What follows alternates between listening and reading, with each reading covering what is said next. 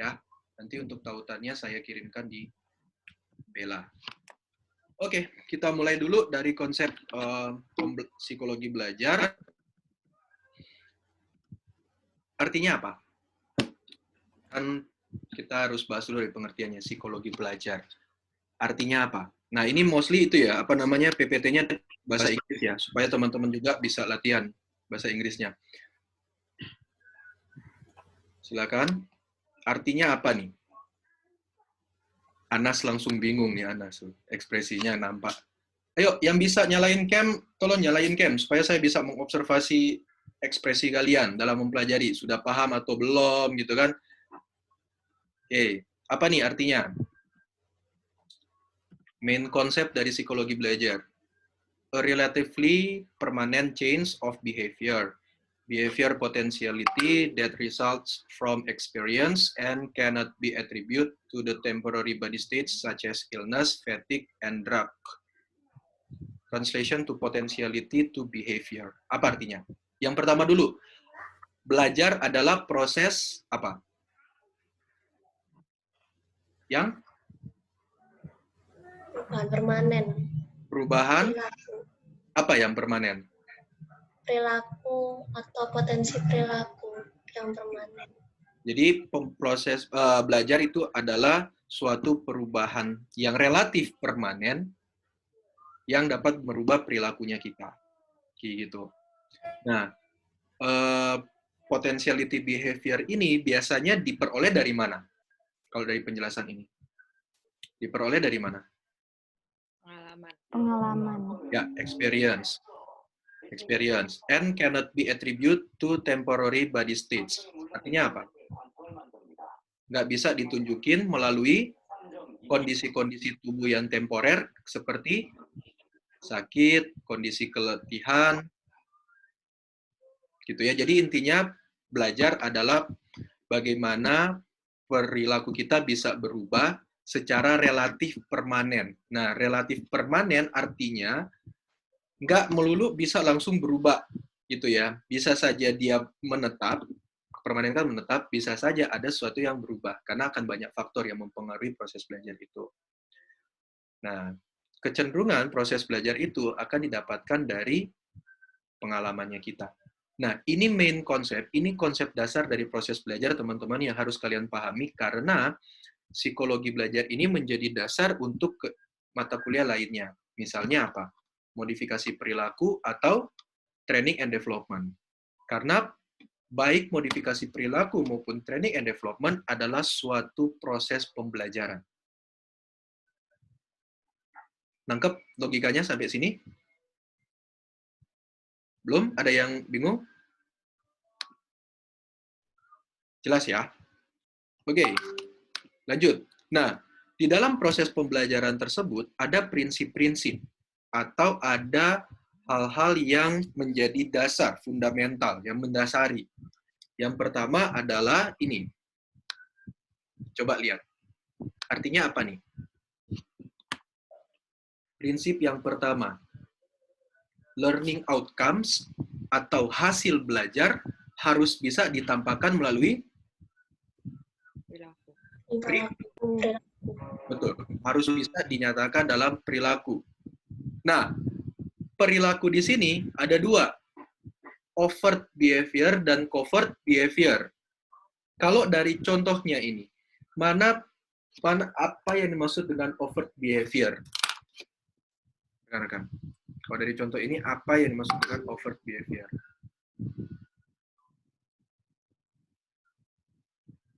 Apa? Apa kira-kira? Dan apa yang dimaksud dengan covert behavior? Overt behavior mungkin yang bisa diamati, Bisa yang diamati. nampak. Terus? Kalau covert itu yang tidak bisa kita lihat. Betul. Oke, Ya. pada prinsipnya kalau misalnya nih, kan prinsip yang pertama, proses belajar kita harus bisa ditampakkan melalui perilaku. Nah, perilaku itu ada dua, overt dan covert, kayak gitu. Nah, kalau overt behavior adalah perilaku-perilaku yang kelihatan. yang nampak. Sedangkan kalau covert behavior itu adalah perilaku-perilaku yang tidak terlihat. Nah, kalau covert behavior itu contohnya nih, respon kita atau perilaku kita hanya berupa perhatian, kemudian persepsi, sensorinya kita, kayak gitu. Nah, sedangkan kalau misalnya overt behavior itu adalah respon seseorang atau perilaku seseorang yang berupa praktek langsung, berupa tindakan langsung. Gitu, yang kayak contohnya ini spelling, typing, reading, and so on. Itu prinsip pertama.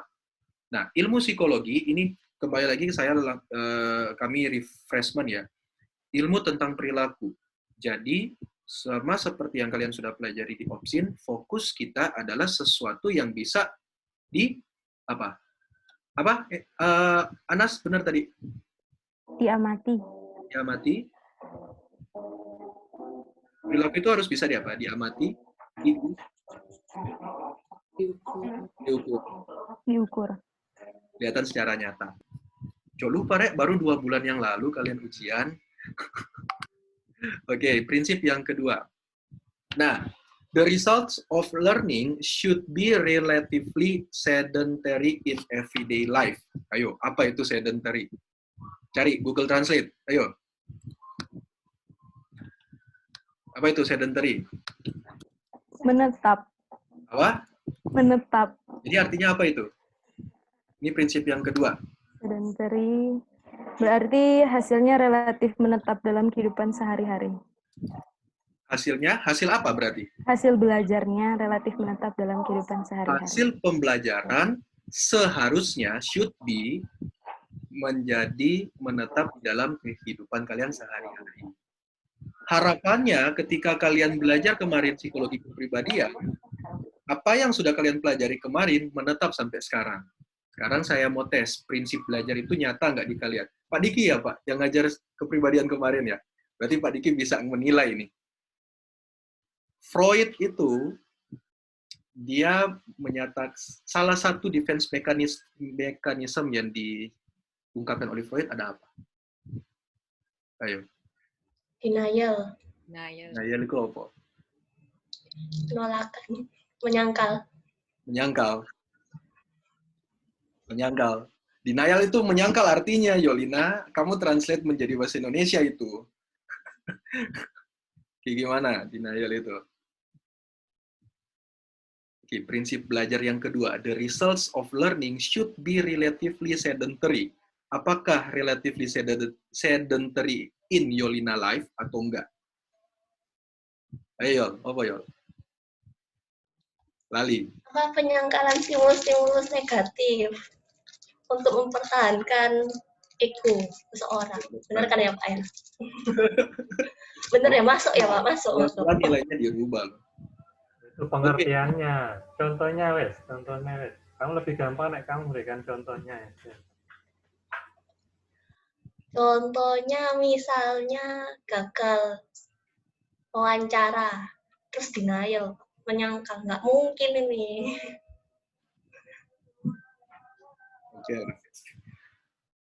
Oke.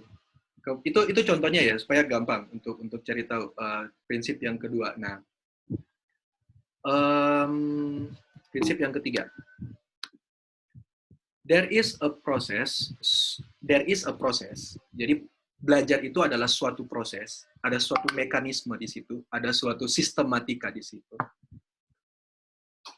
That kayaknya tipe itu ya. Tipe itu. Yang diharapkan proses tersebut tidak akan cepat hilang. Ya intinya sama aja ya. Kok dari teori ini muter-muter ya? Kan di second principle udah bilang bahwa result of learning seharusnya menetap. Di prinsip ketiga dia bilang bahwa proses ini seharusnya nggak gampang hilang. Kan kalau dibalik sama aja nggak sih logikanya? Sama aja. Nah, kenapa kok ini ditekankan berulang kali oleh para teoritis itu? Supaya kalian benar-benar memahami prinsip proses belajar itu gimana.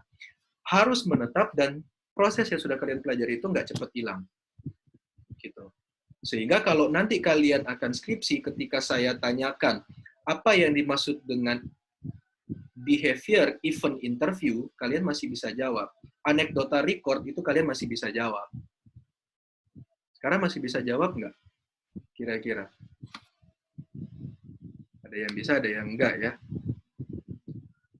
Berliana, masih ingat nggak anekdotal iku apa? Itu yang kalau nggak salah spontan ya Pak, yang terjadi terus kita catat. Iya nggak sih? Masya Allah. Ya ampun. Belum kalau saya tanya apa itu mean median modus ya, gimana cara mendapatkan mean median modus ya. Lali, Hagai, ya apa Hagai? Hagai ada nggak ya? Halo, halo, cek. Ya, Hagai. Hagai. Mean itu apa, Hagai, kalau di statistik, Hagai? Min itu rata-rata. Rata-rata. Cara cari rata-rata di SPSS gimana, Hagai? Explore. Di explore terus ada min ya ada di sini. Explore terus ada mean. Iya. Oke. Min atau apa ya? Min atau pokoknya di explore. Pokoknya di explore. Untung kamu nggak jawab, pokoknya di SPSS, Pak. Ada ya itu programnya. Iya, itu pasti. Oke ya, teman-teman. Itu adalah prinsip yang ketiga. Jadi proses belajar itu diharapkan tidak cepat hilang. Nah, prinsip yang keempat adalah change is the result of experience or practice. Perubahan, nah kalau kayak tadi kan konsepnya kan belajar itu kan adalah proses perubahan. Nah, perubahan adalah hasil dari pengalaman yang sudah kalian lalui dan praktek sehari-hari. Makanya kita akan bisa lihat nanti sebenarnya pengalaman pembelajaran itu tidak hanya berasal dari pengalaman saja, tetapi sesuatu yang kita praktekkan berulang kali. Begitu. Dan ketika hal itu terjadi, itu akan mengakibatkan perubahan. Yang kelima adalah pengalaman dan proses latihan itu butuh penguatan. Need reinforcement. Misalnya kemarin kalian mendapatkan nilai PIO kalian bagus, kayak gitu ya. Atau nilai psikologi kepribadian kalian bagus. Nah, kemudian di sekarang kita membahas topik yang sama. Misalnya, dan kalian itu mendapatkan reinforcement, entah pujian, entah apresiasi atau apa. Itu akan makin menguatkan proses pembelajaran kalian. Karena kalian akan merasa, wih, aku bisa di materi ini, aku oke nih di materi ini. Atau kemarin kalian melakukan misalnya masak Indomie. Baru pertama kali masak Indomie. Ya kita pakai contoh yang gampang-gampang aja supaya paham gitu ya. Kalian latihan berulang kali. Ternyata pada saat kalian pertama kali bikin Indomie, itu mie-nya blenyek atau nggak oke gitu ya. Nah, akhirnya kalian dapat penguatan, reinforcement. Oh, kalian diberikan kesempatan untuk, ayo masak lagi Indominya. Belajar lagi masak Indominya. Otomatis karena ada penguatan itu, kalian melatih di situ, ada practice di situ, ada pengalaman di situ. Nah, itu ada proses belajar. Ketika ada proses belajar, ada proses change, ada proses perubahan dari yang tahu menjadi, dari yang tidak tahu menjadi tahu. Kayak gitu. Nah, masalahnya saya nggak bilang kalian aja, kita biasanya suatu hal itu dulu kita nggak tahu. Sekarang kita udah lupa. Alias kita nggak tahu apa-apa. Kadang kita melupakan hal seperti itu. Itu ya teman-teman ya. Ini 5 prinsip dalam proses pembelajaran. Oke. Prinsip yang pertama, hasil belajar harus bisa ditampakkan melalui perilaku. Hasil belajar harus, harapannya harus bisa menetap di dalam kehidupannya kita. Prinsip ketiga, proses pembelajaran itu sebisa mungkin harapannya nggak hilang. Kemudian perubahan akibat proses pembelajaran tersebut adalah hasil dari pengalaman dan latihan kita. Dan pengalaman serta latihan kita membutuhkan penguatan. Oke, itu prinsip-prinsipnya. Nah, ada perilaku-perilaku yang tidak perlu dipelajari. Apa kira-kira? Perilaku, kan tadi bilangnya, wah perilaku itu berarti adalah proses belajar dong. Tapi ada perilaku-perilaku yang tidak perlu kita pelajari. Apa kira-kira? itu insting. Apa contohnya?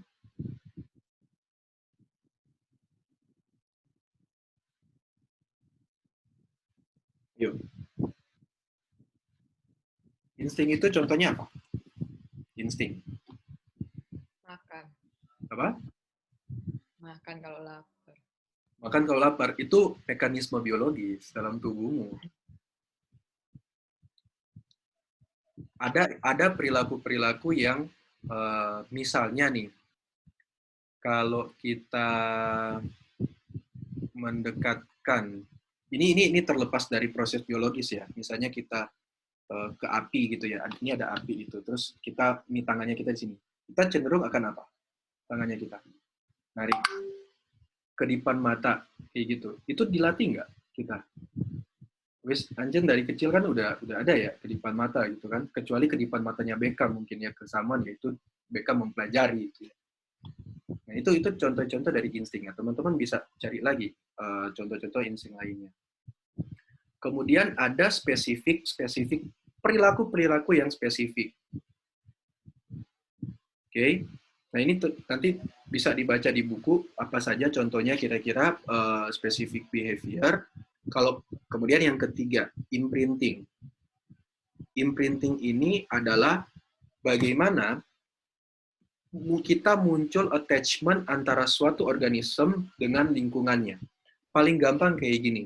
Kalian pernah dulu di PU belajar tentang ketika anak itik menetas, dia akan ikut objek pertama yang dia lihat bergerak. Ya kan? Ketika misalnya ada anak itik, terus di situ ada Beckham, dan Beckham bergerak, nah itik tersebut akan mengikuti Beckham. Itu contohnya. Tapi semoga nggak akan ada kejadian kayak gitu. Soalnya kasihan itiknya, ikut Beckham. Nah, itu adalah imprinting. Ada attachment di, antara satu objek dengan environment-nya. Tetapi imprinting ini ada catatan occurs in critical period. Artinya terjadi di masa-masa kritis, waktu-waktu kritis. Enggak dalam satu time frame yang panjang. Jadi kejadiannya itu cepat. Kayak gitu. Contohnya kayak itik dia menetas, dia langsung lihat satu objek dan objek itu bergerak, dia langsung imprinting. Itu kan sepersekian waktu ya. Kayak gitu. Nah, ini adalah unlearned behavior atau insting atau perilaku-perilaku yang muncul dari suatu organisme yang tidak perlu dipelajari. Clear? Nah, fokus kita akan ada pada learned behavior atau perilaku-perilaku yang dipelajari. Nah, learned behavior ini biasanya disebut sebagai pengconditioning atau pengkondisian. Nah, tugas kita di bidang psikologi itu untuk memodifikasi perilaku. Untuk merubah perilaku melalui proses belajar.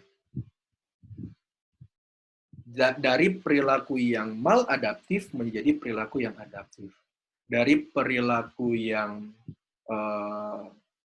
kurang tepat mungkin dalam konteks masyarakat menjadi perilaku yang oke dalam konteks masyarakat. Nah, di dalam prosesnya nanti, kita akan mempelajari beberapa proses conditioning. Tapi ada,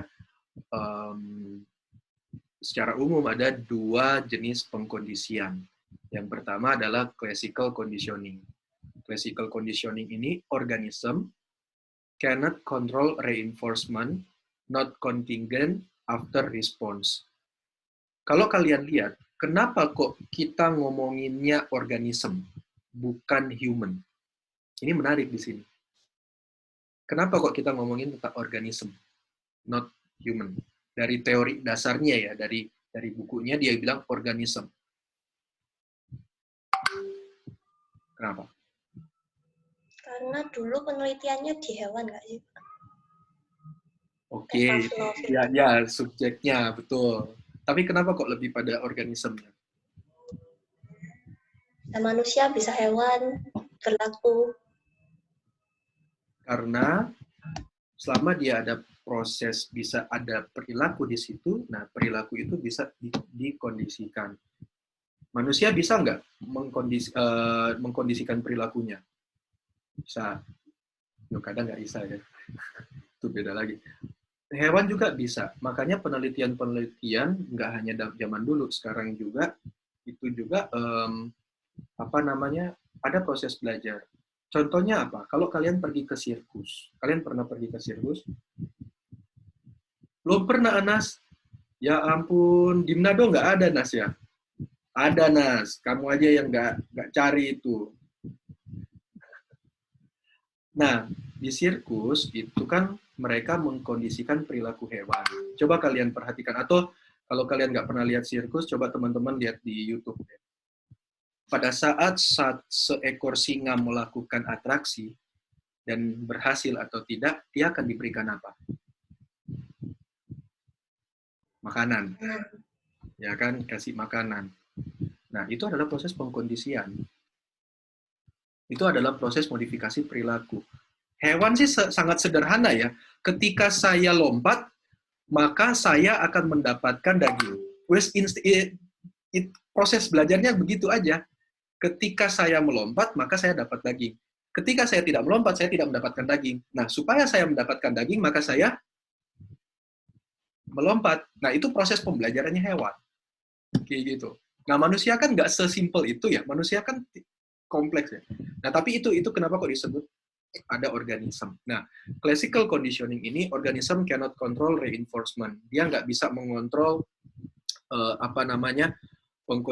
penguatan atau bagaimana wujud setelah proses pengkondisian tersebut. Nanti kita akan belajar tentang Ivan Pavlov kayak gitu.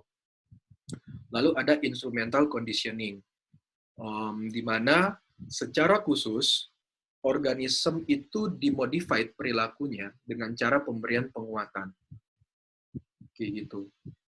Nanti mungkin ada disebut operant conditioning dan sebagainya. Nah, instrumental conditioning ini biasanya akan ada dua pengkondisian atau ada beberapa pengkondisian. Yang pertama adalah escape conditioning. Coba kalian cari dulu deh. Sebelum saya satu arah, coba kalian cari, explore apa yang dimaksud dengan escape conditioning dan avoidance conditioning. Silakan. Saya kasih waktu 2 menit. 2-3 menit untuk nyari. Monggo. Apa itu escape conditioning? Apa itu avoidance conditioning?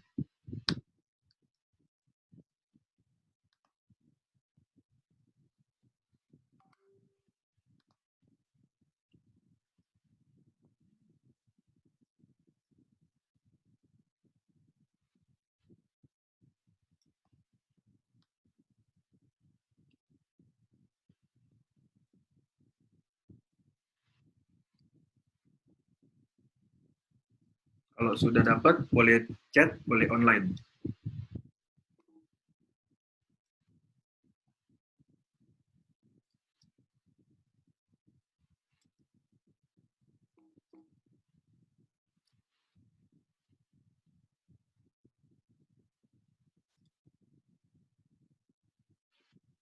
Sudah?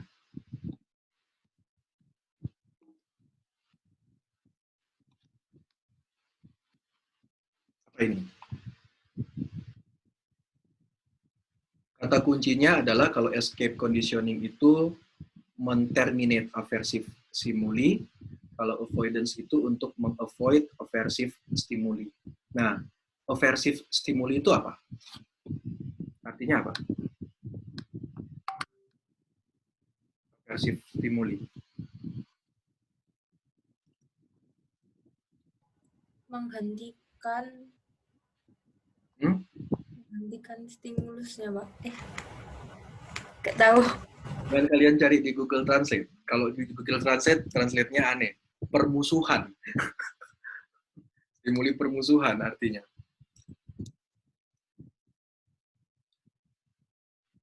Oke, PR ya. Tadi ya itu ya. Apa itu escape conditioning, apa itu avoidance conditioning. Nah, oke, sampai di sini dulu. Kalian mungkin berpikir apa aplikasi dari psikologi belajar. Nah, nanti by the time kita akan mempelajari tiap minggunya tokoh-tokoh yang mengeluarkan teori tentang proses belajar. Nah, di setiap tokoh tersebut, setelah kalian mempelajari, hendaknya teman-teman itu mencari tahu apa aplikasinya. Nah, aplikasinya ini direlevansikan dengan bidang minat psikologinya kita. Gitu ya. Jadi, setiap kali selesai ada satu teori yang kita bahas, coba kalian mulai mikirin, kira-kira teori ini tak terapin di bidang minat perkembangan itu gimana sih contohnya? Kalau misalnya saya terapkan di bidang PIO itu gimana sih? Di bidang pendidikan itu seperti apa? Sehingga teori yang kalian pelajari itu benar-benar bisa terimplementasikan dengan baik. Gitu ya. Nah, sampai di sini dulu. Ada pertanyaan nggak? Materi pertama ini relatif masih awal, jadi belum terlalu dalam memang.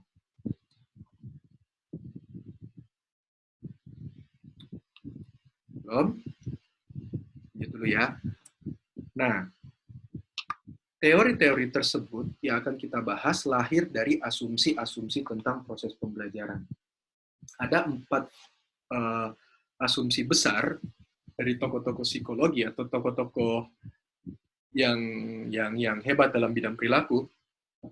Mereka bilang bahwa ada asumsi di bidang fungsionalisme, di mana mekanisme seseorang itu bisa kita kondisikan agar supaya bisa berfungsi secara maksimal. Kemudian yang kedua adalah asosianisme. Proses belajar adalah ketika kita mengasosiasikan satu hal dengan hal yang lain. Yaitu Pavlov, Guthrie, Estes. Nah, mereka bilang gitu. Kita bisa belajar ketika kita bisa mengasosiasikan, kita bisa mengkaitkan, bisa menghubungkan, bisa mengkorelasikan suatu hal dengan hal yang lain. Kognitif. Asumsi pembelajaran dalam kognitif. Menurut para ahli ini atau orang-orang yang bergerak di bidang kognitif, proses belajar itu terjadi karena ada proses kognitif, ada proses berpikir di situ. Ada mekanisme berpikir yang terjadi. Sedangkan ada juga yang neurofisiologis. Mereka mengatakan bahwa proses belajar itu karena didukung oleh sifat-sifat biologis dalam tubuh. Jadi biologi lah. Kayak gitu. Nah, karena ada perbedaan asumsi dalam pandangan mereka tentang pembelajaran, cara pandang, cara mereka memodifikasi perilaku pun akan berbeda-beda. Oke, misalnya nih, kognitif. Kognitif itu si orang-orang di bidang kognitif bilang, untuk merubah perilaku seseorang, kita harus merubah berarti apanya? Betul, pola pikirnya. Supaya kita membuat seseorang itu belajar dengan baik, maka kita harus mengkaitkan sesuatu hal dengan hal yang lain. Nah, itu berarti aliran apa? Asosianisme. Perut kita keroncongan, tandanya kita mau makan. Itu lapar. Berarti belajar dari proses apa? Neurofisiologis. Kayak gitu. Nah, kalian aliran yang mana dalam proses learning? Kenapa kok ini butuh banget? Karena hal ini akan berdampak pada saat kalau kalian menjadi seorang modifikator perilaku, ya. Entah kalian menjadi seorang trainer, atau kalian menjadi seorang psikolog, atau seorang pembuat intervensi, kayak gitu. Pendekatan yang akan kalian lakukan beda. Contohnya, saya dalam proses pembelajaran, saya menggunakan pendekatan fungsionalisme, karena memang saya lebih cenderung ke behavioristik. Proses belajar itu karena ada proses reinforcement dan punishment, kayak gitu contohnya. Kalau kita mau belajar kalau kita mau membentuk sikap perilaku disiplin, maka akan harus ada proses reinforcement dan punishment di situ. Itulah mengapa mungkin pada saat kelas saya rodok keras gitu ya. Pokoknya harus gini, pokoknya formatnya harus kayak gini. Nah, akhirnya kan kalian format pengumpulan tugas harus seperti ini. Kalau tidak, maka dicoret. Nah, itu kan proses belajar akhirnya di kalian. Oh, berarti kalau kirim email ke Pak Kendi harus ada formatnya. Kalau enggak, akan tidak diperiksa. Nah, itu sebenarnya proses belajar. dengan menggunakan pendekatan fungsionalisme misalnya. Nah, itu akan berpengaruh terhadap kalian nantinya, teman-teman. Ketika kalian akan menjadi seorang psikolog nantinya, ketika kalian akan menjadi seorang pendesain dan pengimplementasian intervensi perilaku, kalian aliran yang mana? Pendekatan kalian yang mana? Kayak gitu. Oke. Nah, tokohnya siapa saja ya akan kita pelajari. Ini sorry, saya rada loncat berarti. Harusnya ini dulu yang harus saya jelaskan. Ini teman-teman sudah kami upload juga, ini RPS-nya. Ini kan ada pengertian belajar toh. Kemudian minggu depan kita akan belajar tentang Ivan Petrovich Pavlov. Sudah mulai kekecilan ya, Tabita ya. Sampai Tabitanya ngelihat kayak gitu. Pavlov, kemudian ada B.F. Skinner, lalu Edward Lee Thorndike. Nah, di sini teman-teman kan sudah ada, kami udah memberikan kata-kata kunci. Minta tolong supaya proses pembelajaran kita menjadi lebih lancar dan proses diskusi kita, pada saat kita Zoom nantinya, kalian hadirkan kasus ya. Ya, lebih pada hadirkan kasus. Sedangkan apa itu spread of effect, atau misalnya apa itu shaping, apa itu extinction, itu akan kami jelaskan melalui video, dan kalian juga belajar sendiri. Boleh kayak gitu? Oke ya. Nah, kemudian ada teori Clark Leonard Hull. Mungkin ada beberapa tokoh yang baru kalian dengar, gitu ya. Ada Edwin Ray Guthrie, lalu aplikasi. Nah, aplikasi ini terkait dengan apa yang sudah kalian pelajari kemarin, yang pertemuan-pertemuan selanjutnya. Aplikasinya piye sih? Implementasi terhadap bidang minat kita itu gimana sih? Aplikasi di lapangan itu seperti apa? Nah, ini dalam bentuk tugas. Kalian akan presentasi di situ. Lalu kita akan UTS, lalu setelah itu di pertemuan ke-8 kita akan review lagi, karena menurut proses belajar itu harus diulang-ulang, sehingga mengalami pemahaman yang sama. Sudah diulang pun kadang rada lepas ya. Lalu yang 9 kita mulai bahas tokoh lagi, ada dari Gestalt, ada dari Jean Piaget, kemudian ada Edward J. Stallman, lalu ada Albert Bandura, Donald Norman, dan Donald Hebb, dan terakhir tugas sama kayak gitu. Nah, ini semua sudah kami share di Bella, tolong dilihat kayak gitu. Oke, sampai di sini dulu ada pertanyaan. Mungkin Pak Diki ada tambahan, Pak? Silakan Pak Diki atau teman-teman. Adalah ini satu lagi ya teman-teman, tadi itu malah sebenarnya ada yang sempat disinggung sama Pak Kendi, asosiasi ya toh. Nah, harusnya kan tadi ada satu istilah yang saya yakin teman-teman itu kalau hobi nonton apa ya namanya, judul filmnya itu Breaking Down, masih ingat gak? Twilight, nah Twilight the series itu. Nah itu kan tadi sempat ada istilah yang harusnya kalian familiar gitu. Apa itu coba kalau di sana?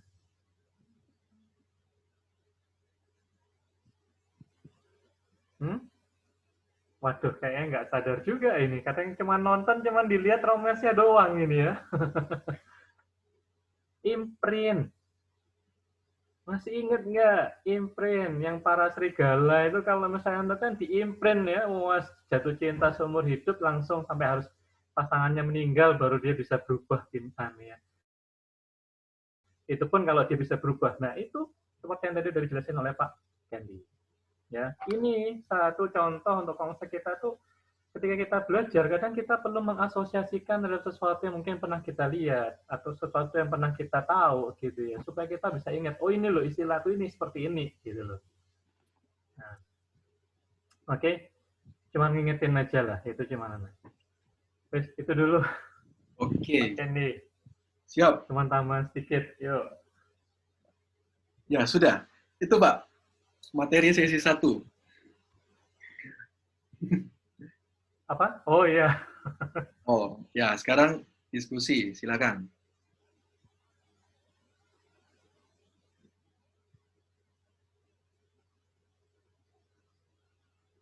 Belum ada?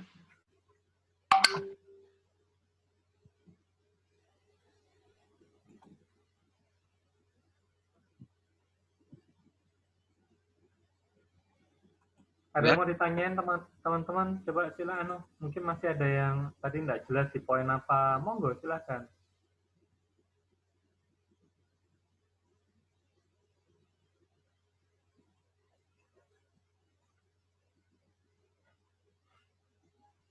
Sudah jelas semua ini kayaknya, Pak.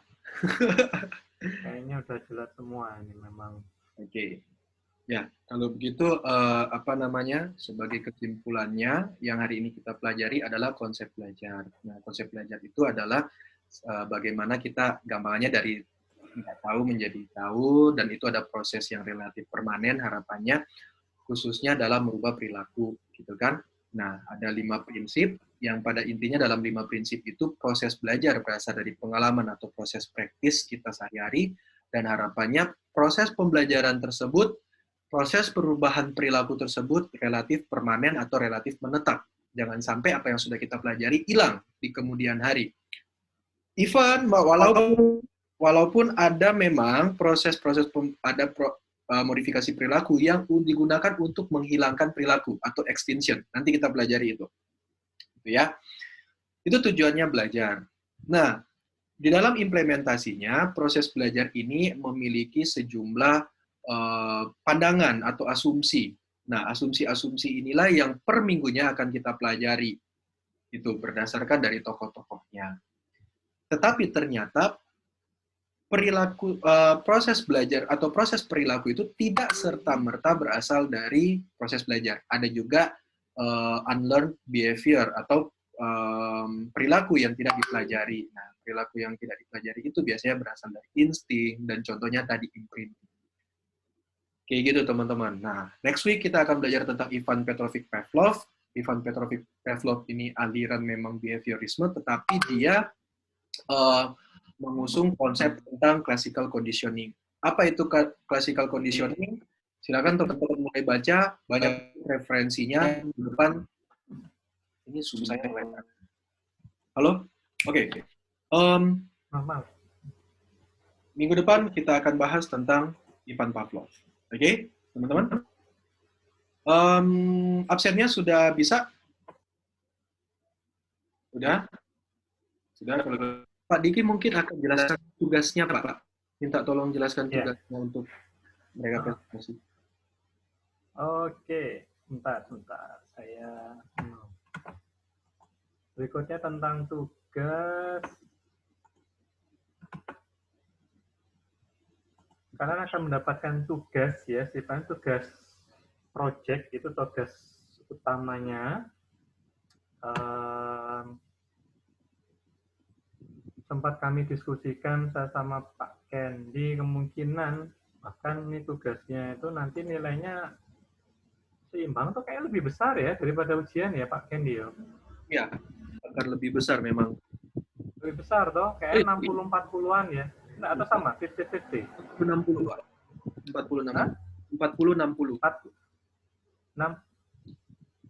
40 tugas, 60 ujian.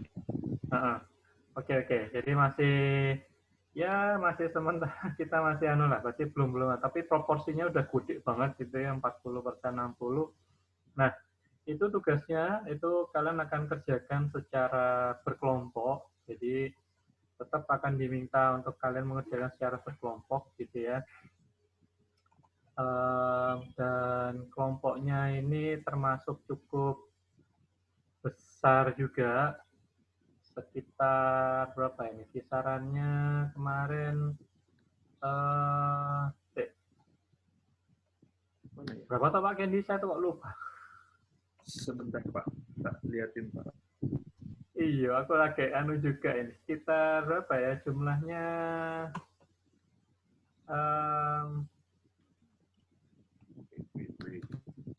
Rasanya ya 5-6 orang.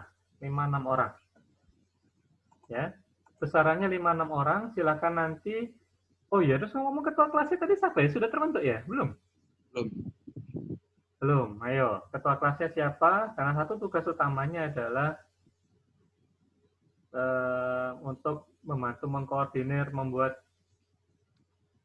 kelompok ini. Siapa? Ayo. Tugasnya itu dulu aja deh, ketua kelas dulu deh. Satu-satu, jangan dilewatin terus, yuk. Kita pilih atau kalian tentukan sendiri. Gimana, Bit? Tabita? Pilih sendiri. Kita pilihin. Dipilih maksudnya, Pak. Iya. Dia minta dipilih. Minta dipilih. Oh, Tabita minta dipilih.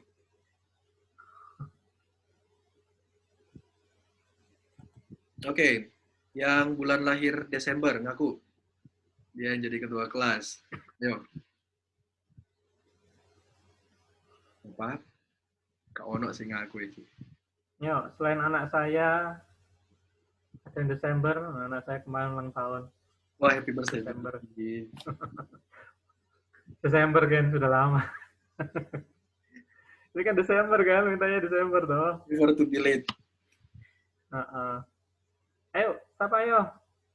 Anas ya? Waduh, beneran ya. Anas? Yang ada namanya Anas di sini? Ya Pak, bersedia Anas? Nah itu. Bisa, Pak.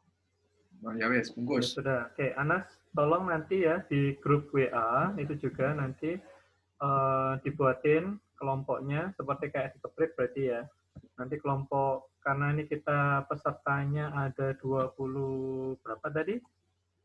20, sebentar saya ngintip lagi, 26. Jadi 5-6 orang gitu ya. Jadi harusnya ada 5 kelompok ya. Terus langsung diputusin aja 5 kelompok, nggak boleh lebih ya. 5 kelompok, 4 isinya 5, 1 orang kelompok isinya 6. Gitu aja ya, Anas ya. Oke, silakan bikin sendiri, nggak perlu kami yang tentuin. Nah, tugasnya apa? Tugasnya adalah sebenarnya agak mirip dengan kalian di kepribadian. Jadi nanti di beberapa tokoh itu yang sudah kita pelajari ya, nanti akan istilahnya akan diundi loh ya Pak ya. Diundi Pak, nanti. Nggak semua bikin semua tokoh kan? Jangan. Bagus nanti. No. Itu satu kelompok. Nah, itu kira-kira kalian harus membuat bisa mempraktekkan gitu ya. Semacam ya kayak kemarin berarti semacam marketnya atau apa dari konsep yang dari tokoh tersebut. Gitu. Dan itu nanti akan dibuat dalam bentuk video ya, sama kayak yang kepribadian. Nah, tapi agak sedikit mekanismenya agak diubah nanti akan diupload di YouTube yang sudah kami tentukan, tapi nanti kalian ngumpulnya melalui Google Drive. Ya, nanti kami yang akan mengupload. Begitu. Ya, supaya lebih gampang gitu. Kalau misalnya kemarin tuh ternyata saya channelnya lumayan ya. Saya dibukain satu-satu itu lumayan membingungkan. Nanti channelnya cuman 1 nanti ya. Nah, itu nanti juga mekanismenya sama, kayak di kepribadian, teman-teman nanti juga harus melakukan like, gitu ya. Dihitung jumlah like-nya. Nah, itu akan mempengaruhi, gitu ya. Oke. Sementara itu gambarannya, Pak Kendi, ada yang mau ditambahin? Sejauh ini nggak ada, mungkin dari teman-teman ya, ada pertanyaan dulu. Yang mau ditanyain? Saya pada diam aja dari tadi. Silakan. Oke. Yuk. Mau tanya. Itu sama makalahnya juga ya Pak ya? Yep. Atau gimana? Tentu saja harus ada papernya. Paper itu untuk penjelasan secara namanya aja itu ya, apa namanya? Kita ini harus masuk dalam suatu institusi akademisi ya toh. Jadi papernya itu harus jelas. Kalian membuat itu harus ada background-nya, teorinya. Kamu ambil dari teori mana, penjelasannya ya, laporan tertulisnya. Nah, tapi juga akan ada videonya itu untuk lebih practically-nya seperti apa gitu loh. Baik Pak, terima kasih. Ya. Oke, sama-sama yo. Yang lain?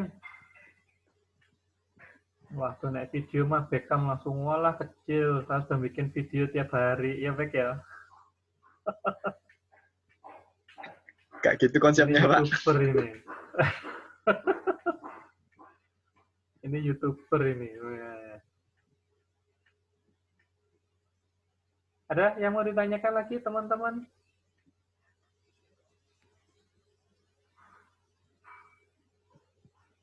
Sudah nggak mungkin Janin. by the time.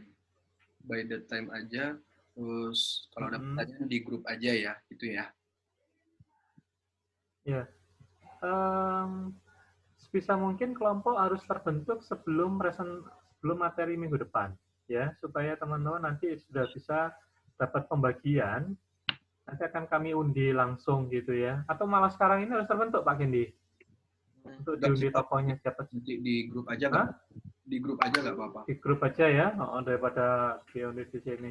Terus pokoknya nanti kami yang menentukan langsung diundi gitu, terus otomatis apa dapat apa gitu ya, terus gitu aja. Baik, cepat. Gitu. Oke. Oke, Sip, bungkus. Bungkus ya. sudah. Ya wes. Oke. Oke. Sampai jumpa rekan-rekan semuanya. Bye-bye. Oke, terima kasih. Selamat sore. Kasih, Pak. Terima kasih, Pak. Sama-sama. Terima kasih, Pak. Terima kasih, Pak. Coba. Pak.